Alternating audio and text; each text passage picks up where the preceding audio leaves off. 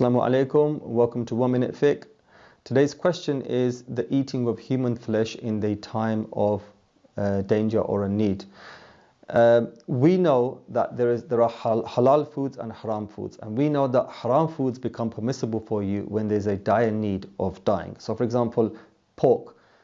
It's obligatory for you to save yourself by eating pork and by drinking alcohol if you are about to die, and that's the only thing that you have to eat, and then you have to eat it. And you'd make the educated guess, I'm in the desert, or I'm in a plane crash, or I'm somewhere and I'm not going to be rescued for 3 days. Will I survive 3 days?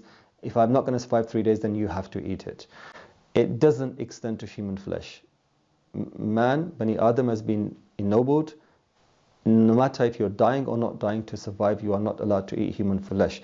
A story comes to mind, the 1971 the Andean mountains in Chile, in South America, where a group of rugby players were, they were flying over the mountains and they crashed, and they survived 60 days in -15 something temperatures, and one by one they started to die off. And after living on nothing for days, like one person lived off a peanut for 3 days, one peanut.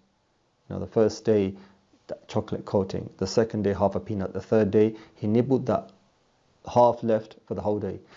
Then they made the decision that to survive they have to eat the flesh of their dead ones. And being strong Catholic Christians, which South America is, they thought they were going to be excommunicated by the clergy, and that was it. God was going to forever damn them. But they were so desperate that they had to do it, and many of them held out to the last moment. They didn't do it, depending on the strength of their faith, right?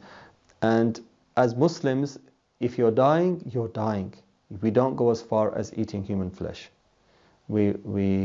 That's why even hitting, even putting a mark on the body of a fellow human being is something is not a nice thing to do, because this body is the same body that your father Adam alayhi salam, Allah ordered the angels to bow down to him.